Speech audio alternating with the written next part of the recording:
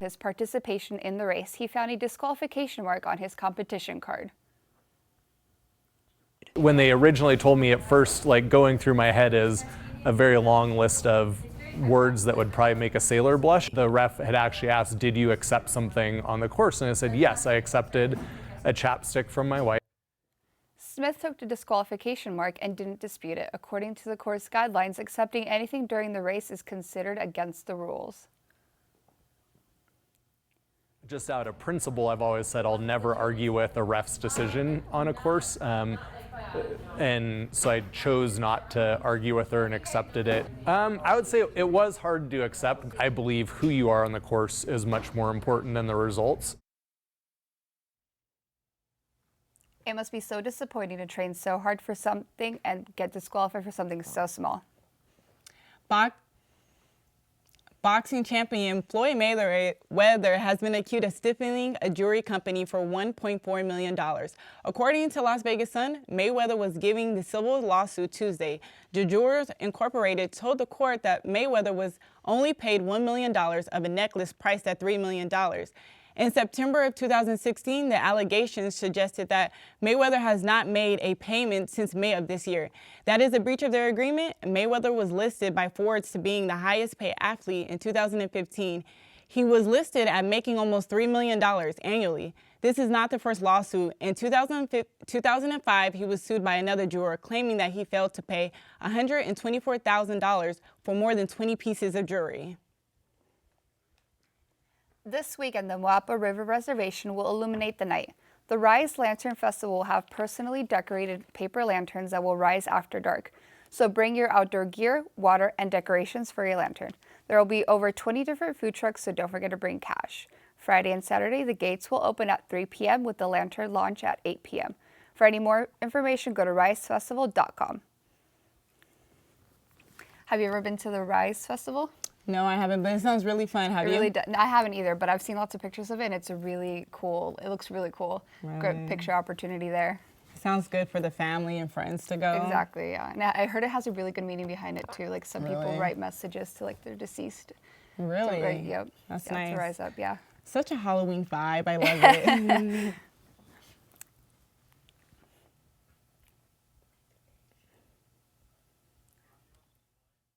As far as Studio G, at first it looks overwhelming, and at first it looks like it's a lot of work, but I'll tell you what, it's the most beneficial class I've had at UNLV to date, without a doubt. You get to not only develop stories and work on your interviewing skills, your editing skills, and your shooting skills from a camera perspective, you get to work on all the equipment that's in the studio. So you're working on audio, you're working on directing, tech directing, you get to produce your own show. You can take a 30-minute newscast and make it your own. And that's really cool about Studio G. Like I said, a lot of it seems overwhelming at first, but it is by far the best class I've taken at UNLV since I've been here. Sunday evening jazz. I mainly play a lot of contemporary jazz music from the 1960s up until about 2012, 2013. When I go on, just explain who it was, the name of the song, the name of the artist, maybe the name of the album, their career. I just hope that everybody enjoys it and appreciate it for the kind of music it is and how great it is. My name is Sam, and I host Sunday Evening Jazz on the rebelhd2.com.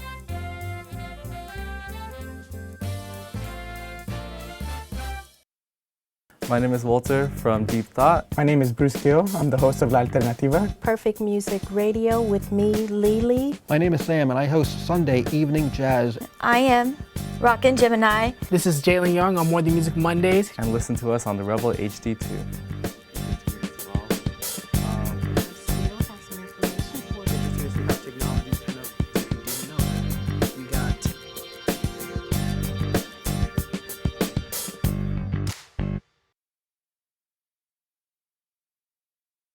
You don't get to do an internship, you have to do an internship. It's one of the requirements for a journalism major. You have to do an internship before you can graduate. Definitely having an internship as a requirement really helps push yourself out there and to just remind you that your graduation is coming up soon. You're going to have to need some work experience in your career. So it's really good to put yourself out there early on, and they tend to help students a lot more. So when you do a student internship, it really helps out a lot.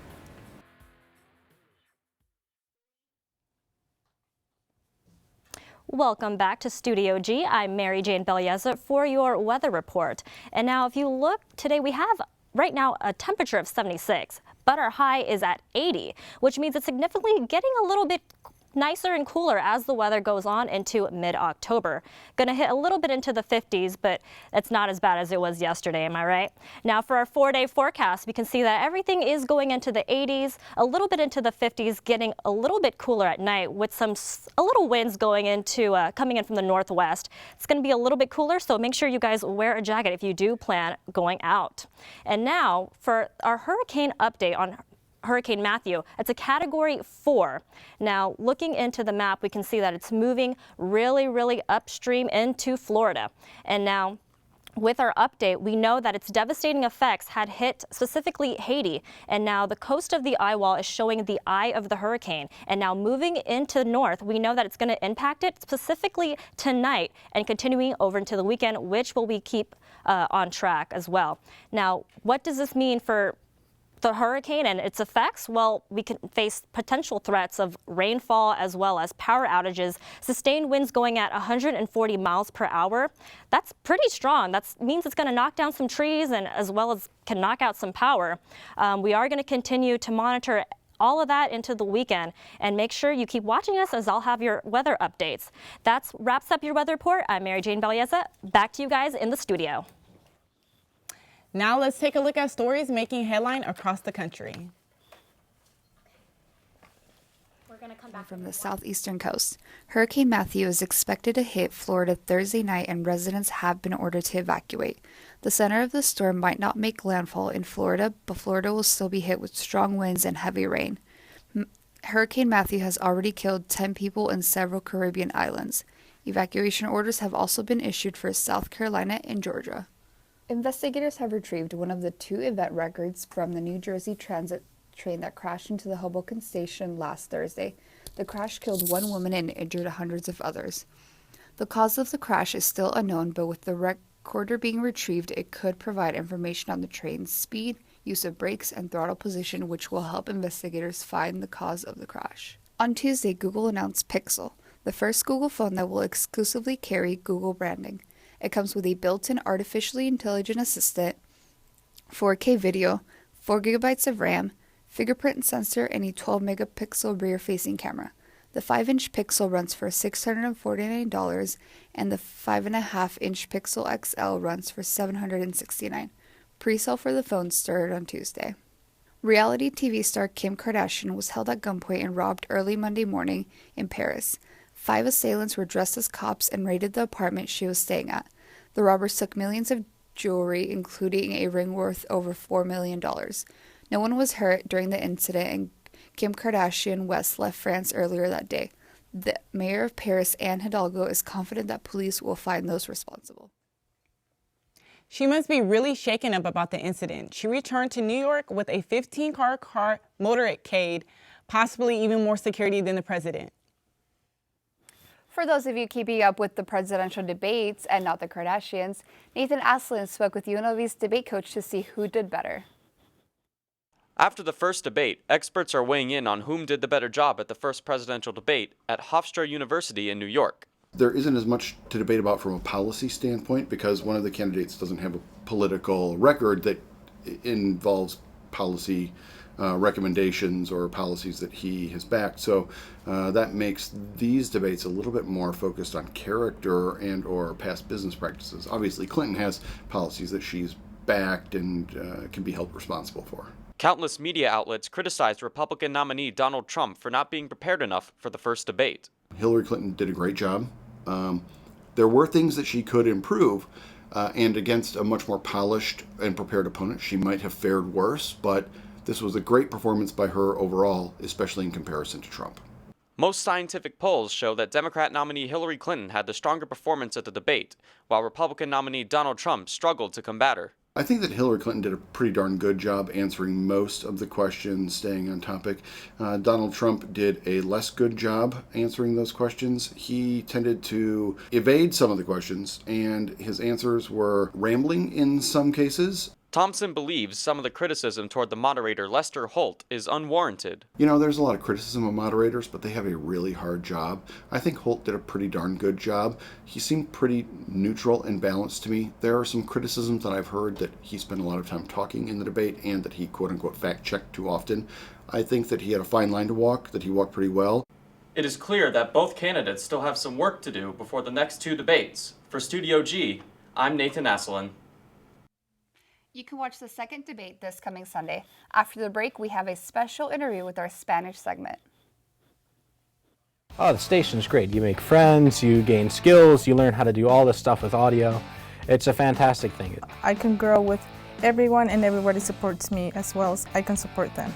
I think it's great. I think it's a blessing to have this kind of equipment from the Green Spun family as well as the state of Nevada. And it's really informative to see, how a radio show really works. Now that I do it, I have friends, I have people that want to hang out, and I get to play music a lot. It's very good too because we have all the top of the line equipment to work with and students here that can help you out, so it's a very, very good way to get involved in the radio.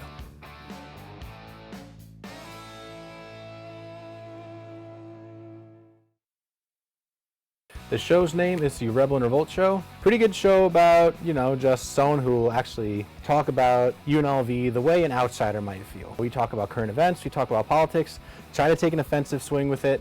Sometimes it's hit or miss, and then we talk about, the little things in life that everybody laughs about. And we are the Rebels and we are revolting. My name is Jameson Wilk and I run the Rebel and Revolt Show, and you can tune in at therebelhd2.com. Sunday evening jazz. I mainly play a lot of contemporary jazz music from the 1960s up until about 2012, 2013. When I go on, just explain who it was, the name of the song, the name of the artist, maybe the name of the album, their career. I just hope that everybody enjoys it and appreciate it for the kind of music it is and how great it is. My name is Sam and I host Sunday evening jazz on therebelhd2.com.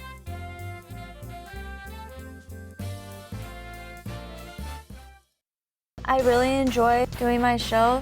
I love all types of rock, and that's why I'm doing Rock Through the Decades. We play the 50s all the way to today's rock music or rock bands. I want them to get the appreciation of how much rock has changed over the years and how it's still really great. You can never kill rock. I mean, rock is like the way to be, the way to go. The name of my show is Rock Through the Decades, and I am Rockin' Gemini. You can listen to this on the Rebel HD2 network. Buenas tardes y bienvenidos a la segunda edición de Studio G en español. Mi nombre es Idania Ramírez y es un placer estar con ustedes el día de hoy. Bueno, como latinos somos la minoría más grande de Estados Unidos y aunque mucha gente critica que los latinos llegan a Estados Unidos a robar trabajo, la verdad es que los latinos son la minoría con el crecimiento más rápido de negocios pequeños, aportando millones de dólares a la economía del estado. Aquí les tengo la información. El espíritu emprendedor de los latinos se está demostrando en Las Vegas con el crecimiento de negocios pequeños, la cual ha aportado más de 661 billones de dólares a la economía estadounidense. Desde 2007 a 2012, el número de negocios latinos incrementó por 87%, mostrando que el crecimiento de los latinos es esencial para la economía. Primero que nada, es un estado muy favorable a lo que es el pequeño negocio. Aquí es muy fácil abrir su negocio, aquí hay mucha ayuda y realmente el hispano que viene de otro país ya viene con esas ganas de abrir un pequeño negocio. Latino Millennials sirven como un aporte importante, ya que es el grupo que está surgiendo con más negocios pequeños, aportando más de 12 billones a la economía y brindando un poco de sabor a la comunidad. La cafetería Makers and Finders, ubicada en Downtown Las Vegas, sirve como un ejemplo que querer es poder. Con sabores latinoamericanos, los dueños latinos y locales de Las Vegas ahora están abriendo su segunda ubicación en Henderson. Con 1 en cada 3 personas en Las Vegas quien es latino, el surgimiento de negocios pequeños seguirá creciendo y no solamente ayuda a las familias latinas, pero a la economía también. Bueno, como ya lo vieron, el espíritu emprendedor está fuerte en la comunidad latina. Y tenemos aquí un invitado especial, Josh Molina, quien es el dueño del coffee shop que vimos en el segmento, que se llama Makers and Finders. Ahora él mismo es un emprendedor de aquí, de la Universidad de Nevada, de Las Vegas. Entonces queremos hablar un poco con él para que nos explique cómo empezó su negocio, cuáles fueron las dificultades como un latino en este mercado y cuáles son sus planes para el futuro. Entonces, bienvenidas, Josh, y muchas gracias por estar con nosotros. Gracias, un placer. Entonces, explícanos un poco de cómo empezó Makers and Finders. Sí, Makers and Finders empezó en el 2011, cuando yo y Valeria, mi socia, que vieron en la foto, nosotros empezamos a hablar de un restaurante. Empezó como restaurante antes de convertirse en una cafetería. Y empezamos a hablar cuando estábamos de vuelo a la República Dominicana y empezamos a hablar de posiblemente haciendo una comida latina que no era mexicana, algo diferente. Las empanadas, las arepas que son nativas de Colombia, Venezuela y Sudamérica. Entonces empezamos a hablar y en el 2011 empezamos esta idea que queríamos hacer. Obviamente era algo mucho más difícil que nosotros anticipábamos y no abrimos las puertas de Makers and Finders hasta el 2014, octubre. So, nos demoramos 3 años y finalmente abrimos en Main Street, que está centralizada en Downtown, en el Distrito de los Artes. Y entonces el terreno fue muy duro, fueron muchos obstáculos que enfrentamos, pero juntos con nuestra familia, con el fuego de querer tener esa cultura en Downtown, especialmente una cultura latina, para representarnos a nosotros bien, nosotros pudimos abrir las puertas en el 2014. Y ahora ya casi vamos a cumplir 2 años. Hemos crecido muy rápidamente y ahora vamos a abrir un segundo local en Henderson. Hemos abierto ya en Life is Beautiful, el festival que apenas pasó, abrimos una carreta de café de 10 pies diseñada por arquitectos tenemos 3 locales para decirte así. Entonces, hay que hablar un poco de la historia, de cómo empezó esto. Entonces, hablaba contigo y me comentabas que empezó con un viaje a Latinoamérica. Sí. Explícame un poco sobre eso. Antes de eso, pues, era también domingos en mi casa. Mi mamá siempre cocinaba todos los domingos que me levantaba. Era como día de familia, obviamente ya toda la semana pasó y mi mamá siempre cocinaba huevos, arepas, empanadas. Y crecí mucho, yo nací en Nueva York, nos mudamos a Las Vegas y crecí con ese amor a esa comida. Y cuando llegamos vi que no había ningunos lugares que ofrecían ese tipo de comida. Para mí era algo del amor que yo sentí, de cómo me sentía yo como niño cuando comía esas arepas, esas empanadas cada domingo. Entonces, ya en el 2013, después de que yo y Valeria ya enfrentamos muchos obstáculos, yo le dije que quería aprender más del café y es cuando nosotros encontramos 2 fincas de café, una en Colombia, en Santa Marta, en la costa, y la otra en Perú, en el departamento de las Amazonas. Y nos fuimos por un mes y nos quedamos en estas dos fincas. Obviamente no queríamos gastar mucho dinero porque no había mucho. Claro. Encontramos un programa que se llama Workaway, donde puedes encontrar a alguien de cualquier país y ellos te pueden hospedar y darte comida en un intercambio de trabajo. Y es lo que hicimos en las 2 fincas. La pasamos muy bien. Aprendimos el café desde su infancia, cuando se seca, se lava, se tuesta.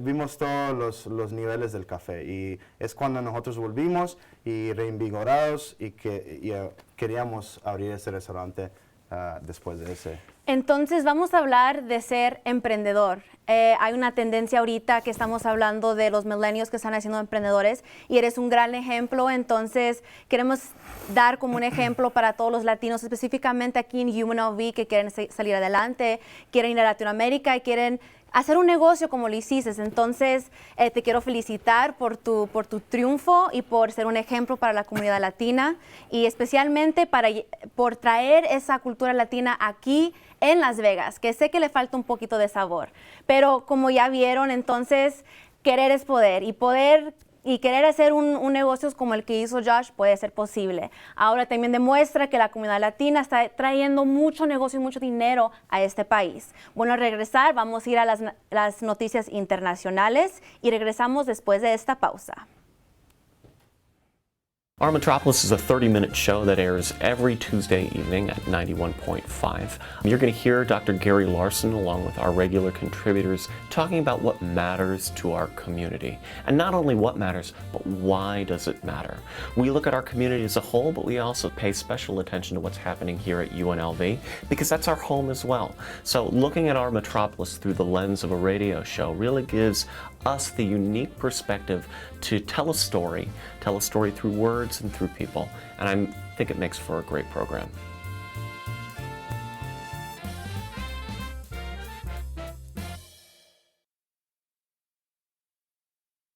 Oh, the station's great. You make friends, you gain skills, you learn how to do all this stuff with audio. It's a fantastic thing. I can grow with everyone and everybody supports me as well as I can support them. I think it's great. I think it's a blessing to have this kind of equipment from the Green Spun family as well as the state of Nevada. And it's really informative to see, how a radio show really works. Now that I do it, I have friends, I have people that want to hang out, and I get to play music a lot. It's very good too because we have all the top of the line equipment to work with and students here that can help you out. So it's a very, very good way to get involved in the radio.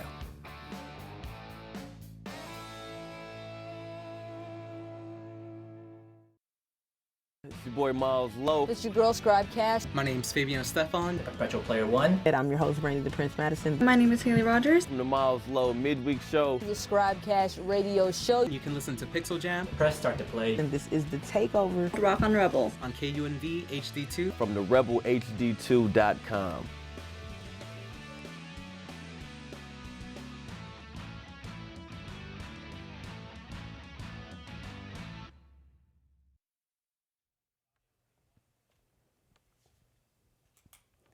Bay Systems, a weapon and service company, has made a multi-pound arms contract with Saudi Arabia. The arms deal is under scrutiny for how Saudi Arabia recent attacks on Yemen.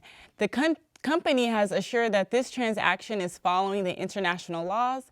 These discussions will include the UK government, Saudi Arabia, and Bay Systems. The progress, the scope, and the terms of the Saudi-British Defense Cooperate Program. The United Nations will be appointing Antonio Guterres, the former socialist prime minister of Portugal, to be the new Secretary General of the United Nations. He was a former UN High Commissioner on Refugees. Guterres has a good reputation for being just with human rights and is more likely to challenge powerful countries. Guterres is known for helping organize the Socialist Party of Portugal. In 1995, he won the Portugal national elections. He wants to fight for the people of Europe. We're trying to create a better environment for people trying to find peace throughout the world. And a rescue in Citrus Heights, California, took several hands and a paw to do. Mike Jennings, an assistant manager with a Rotors, had responded to multiple calls when something caught his eye in the storm drain. I noticed firemen working around a manhole and storm drain on Auburn. Animal Control and Citrus Heights Police responded to the reported noise coming out of the local storm drain to surprise waiting down below. The guy who found it, and you could hear a little kitten in the storm drain meowing.